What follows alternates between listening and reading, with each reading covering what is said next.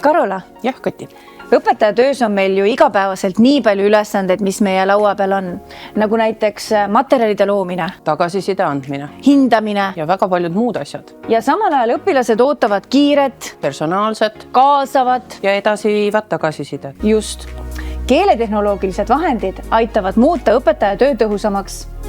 Ja selles videos me näitamegi teile praktilisi keeletehnoloogilisi vahendeid, mis aitavad teid ennem tundi, Tunni ajal ja peale tundi. ja sellest, kes oleme meie, räägib teile äpp.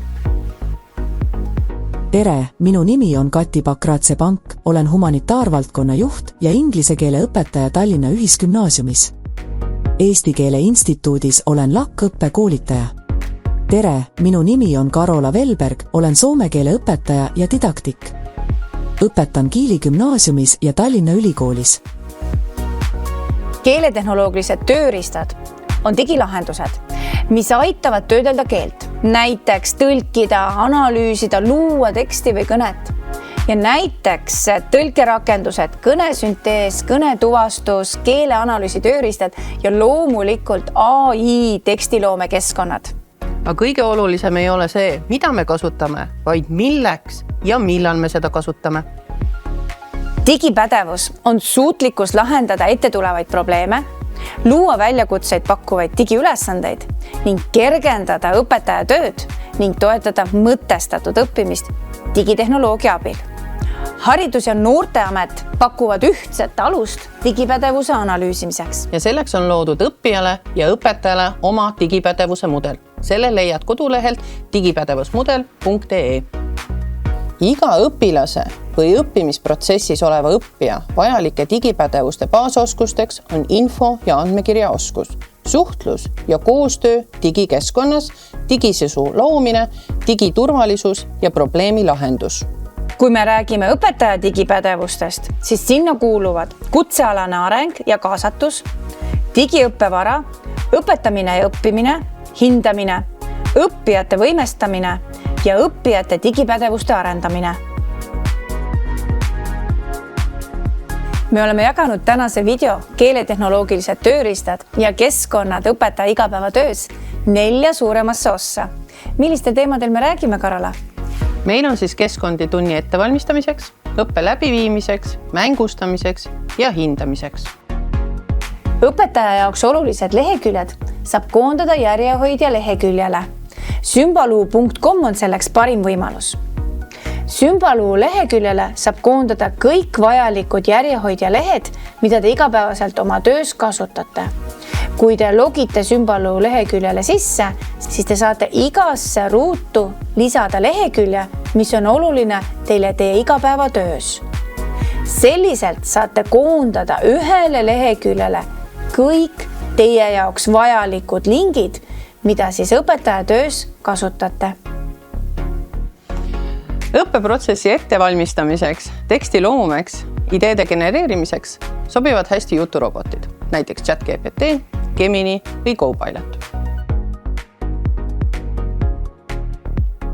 Quizlet on õppimisplatvorm sõnakaartide, testide ja mängude loomiseks. Või ka soovitada Genialit, kus saab teha interaktiivseid esitlusi, õppemänge ja visuaale.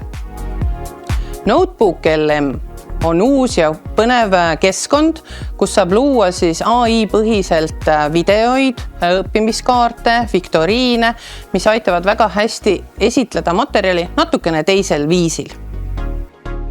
Tarsia Maker on programm matemaatika ja teiste õppeainete pusle ning sobitas mängude loomiseks. Õpilased peavad seal ainult ühendama termini ja sõna.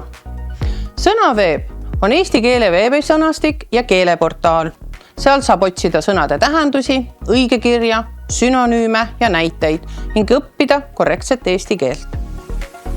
Kui varasemad keeleõppemeetodid keskendusid eelkõige keele struktuuri või kommunikatiivse pädevuse arendamisele, siis tänapäevane keeleõppe näeb õppijat eelkõige sotsiaalse tegutsejana, kes kasutab keelt selleks, et tegutseda maailmas selliselt, kus ta lahendab probleeme ja teeb koostööd teistega.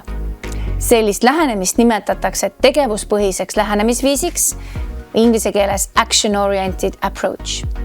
tegevuspõhine lähenemisviis on keskne Euroopa keeleõpperaamdokumendis väljaandes, kus rõhutatakse, et keeleõppijad ei ole ainult keele kasutajad, vaid inimesed, kes kasutavad keelt erinevates sotsiaalsetes olukordades eesmärgipäraste tegevuste läbiviimiseks.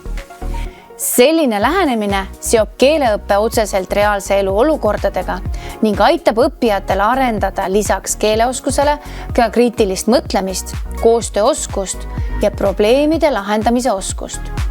Riikliku põhikooli ja gümnaasiumiseaduse järgi üheks olulisemaks kujundatavaks pädevuseks on digipädevus, mis ütleb, digipädevus on suutlikkus kasutada uuenevat digitehnoloogiat toimetulekuks kiiresti muutuvas ühiskonnas nii õppimisel, kodanikuna tegutsedes kui ka kogukondades suheldes, leida ja säilitada digivahendite abil infot ning hinnata selle asjakohasust ja usaldusväärsust, osaleda digitaalses sisuloomes, sealhulgas tekstide, piltide, multimeediumite loomisel ja kasutamisel, kasutada probleemi lahenduseks sobivaid digivahendeid ja võtteid, suhelda ja teha koostööd erinevates digikeskkondades, olla teadlik digikeskkonna ohtudest ja osata kaitsta oma privaatsust, isikuandmeid ja digitaalset identiteeti.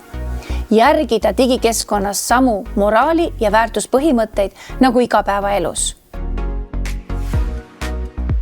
Mängustamisel ma soovitan teile selliseid keskkondi nagu Gimgit, Bluket ja Bamboozle. Nad on lihtsalt kasutada ja kui te oskate Quizleti kasutada, siis sealt sõnade ületoomine on väga kiire ja tõhus. Wordwall ja Learning Apps on keskkonnad, kus õpetaja saab lihtsalt teha ülesandeid, mida õpilastele kas koju harjutamiseks jätta või klassiruumis koos teha. Huvitavad vahendid on Nearpod ja Curipod.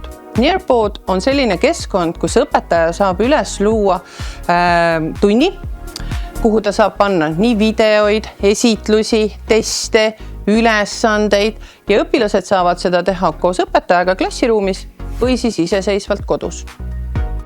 Ideede jagamiseks paaris või rühmatööde ettevalmistamiseks ja mõtete kogumiseks on väga head vahendid Padlet, Slido, Mentimeter, Flipgrid ja Miro. Pärast tundi on õpetaja suurim väljakutse sageli tagasiside andmine, mida näiteks saab koguda mentimeter.com äpi kaudu. Testimiseks on hea vahend Wayground. Wayground oli varasemalt siis nime all Quizis. Selles õppimisplatvormis on võimalik teha interaktiivseid küsimusi, teste ja mängulisi tegevusi. Quizalize on täpselt samasugune vahend, lihtsalt teiste funktsioonidega. Õpilaste hindamiseks, testimiseks ja eneseanalüüsiks tasub kindlasti õpetajate tööriistakasti võtta heis.harno.ee lehekülg, kuhu on koondatud erinevaid harjutusülesandeid või teste, kus õpilane saab testida ja kontrollida keeleoskust, aga ka arendada oma digipädevusi. Õpetaja roll on õpilaste jaoks korraldada õpe selliselt, et enda koormust kõige läbiviimiseks vähendada ja õppija muuta tegutsejaks läbi tegevuspõhise suuna. Keeletehnoloogia ei ole eesmärk omaette. See on vahend, mis aitab säästa aega, toetada õppijat ja muuta õppimine tähenduslikumaks. Katseta, võrdle ja vali teadlikult.